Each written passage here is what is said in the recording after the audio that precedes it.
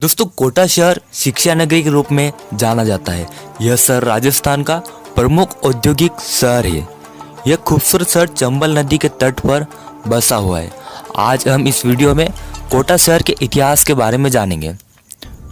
दोस्तों, कोटा शहर का इतिहास राजा कोटिया भील, उमेद सिंह, समर सिंह और जेत सिंह आदि से जुड़ा हुआ है। दोस्तों, इतिहास के पन्ने पलटना शुरू करते हैं और आज से जाते हैं 800 वर्ष पूर्व। उस दौरान कोटा से लेकर मानलिया और आगे मनोर थाना तक भील राजाओं का शासन था।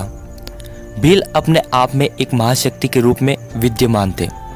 समय 1241, स्थान बूंदी। उस दौरान बूंदी का शासन मीणाओं के पास था। तत्कालीन समय में जेता मीणा बूंदी के राजा थे। वहीं कोटा का शासन भील शासकों के पास था। यह दोनों ठिकाने भील और मीणाओं की वीरता से जान जाते थे। सन 1247 में हाड़ाओं के राजा देवी सिंह ने बूंदी पर आक्रमण किया और बूंदी पर अधिकार कर लिया। मीणाओं के हाथों से अब बूंदी निकल गई। कुछ मीणा कोटा में आकर बस गए। इधर कोटा में लंबे समय से भीलों का राजपाट स्थापित था। भीलों ने चंबल नदी किनारे अकेलगढ़ किले की नींव रखी। यह एक विशाल किला था जो कि करीब 4 किलोमीटर से भी ज्यादा क्षेत्र में फैला हुआ था। भील राजा का नाम रघुआ था। बहादुर और शक्तिशाली भील सरदारों को कोटिया की उपाधि से नवाजा जाता था और रघुआ भील की बहादुरी और शक्ति को देखते हुए उन्हें कोटिया की उपाधि से नवाजा गया।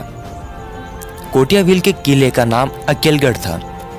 इसी किले का एक हिस्सा दौलतगंज किला रहा जो अपनी भव्यता और सुंदरता के लिए प्रसिद्ध था। राजा कोटिया भील ने अकेलगढ़ किले में शास्त्रागार बनवाया था जिसमें सेना के लिए हथियार उपलब्ध करवाए।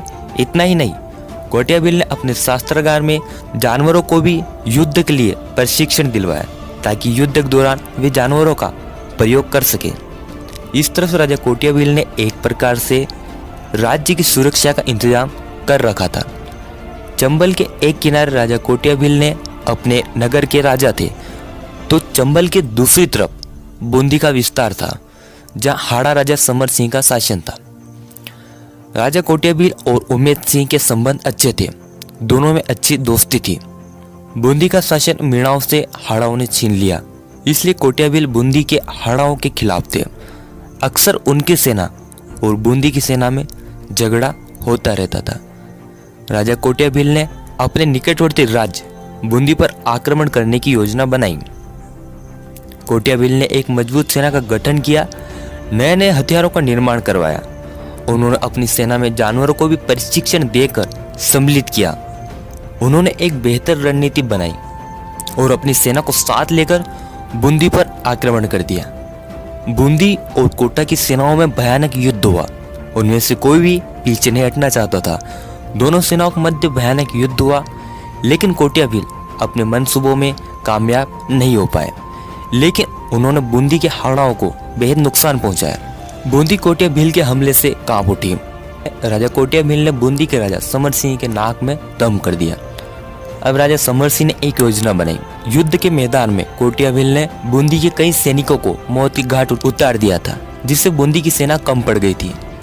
तब राजा समर सिंह ने केतुन के राजा की पुत्री से अपने बेटे जेत सिंह की शादी करवाई ताकि दोनों मिलकर राजा कोटिया भील को हरा सकें। लेकिन उन्होंने कोटिया भील से युद्ध जीतने के लिए युद्ध का मैदान का चुनाव नहीं किया, बल्कि एक षड्यंत्र रचा। राजा समर सिंह ने केतुन के राजा के साथ मिलकर एक योजना बनाई। उन्होंने अपने राज्य में राजा कोटिया भील और उनके सैनिकों को दावत पर बुलाया। भील राजा को लगा कि बूंदी के राजा उनकी तरफ मित्रता का हाथ बढ़ाना चाहते हैं। भील राजा और उनकी सेना बड़े ही हर्षोल्लास के साथ समर सिंह के यहाँ दावत के लिए पहुंचे। वहां समर सिंह, जेत सिंह और केतुन के राजा ने भील राजा और उनकी सेना का स्वागत किया। समर सिंह के साथ सालार गाजी भी था। बाड़े में भीलों को खूब शराब पिलाई गई। भील नशे में धुत हो गए। बहुत समय तक वे मदिरापान करते रहे।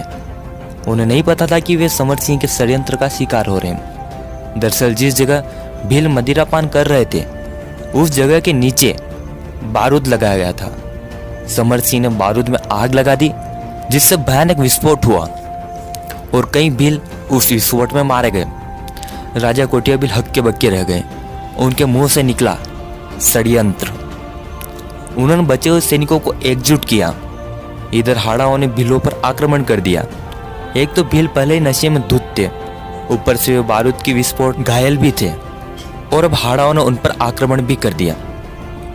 दोनों सेनाओं के मध्य भयानक युद्ध हुआ। राजा कोटियाबिल से युद्ध करने सालार गाजी मैदान में उतरा, लेकिन सालार गाजी कोटियाबिल के सामने टिक न पाया और वो कोटियाबिल की तलवार से मारा गया। तभी जेत सिंह ने कोटियाबिल का सर कलम कर दिया, लेकिन बहादुर कोटिया का रुंद धड़ जेत सिंह से युद्ध लड़ता रहा। उनके हाथों से तलवार चल रही थी।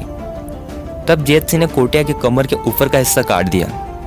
बहादुर कोटिया का शरीर 3 भागों में बट गया और इस प्रकार राजा कोटियाबिल मारे गए। समर सिंह और जेत सिंह ने अब कोटा पर अपना अधिकार कर लिया और कोटा भी बूंदी के अधीन हो गया। वर्तमान समय में कोटा में अकेलगढ़ और दोरदगंज किलों को देखा जा सकता है। अकेलगढ़ किले से एक शिलालेख प्राप्त हुआ। यदि उस शिलालेख को पढ़ने में सफलता हासिल हो जाए तो राजा कोटियाबिल के बारे में अनसुने तथ्यों की प्राप्ति हो सकती है।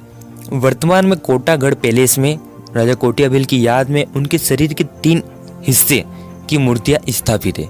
सालार गाजी की याद में सालार गाजी दरवाजा है। कोटा में राजा कोटियाबिल का मंदिर स्थापित है, जहां कोटियाबिल, उनका परिवार और सैनिकों की मूर्तियां स्थापित है। राजा कोटियाबिल एक बहादुर शक्तिशाली राजा थे, तभी तो उन्हें मारने के लिए एक षड्यंत्र रचा गया। 1631 में कोटा को बादशाह शाहजहां ने राज्य घोषित कर दिया। 1631 से लेकर 1947 तक कोटा में कुल 17 राजा हुए।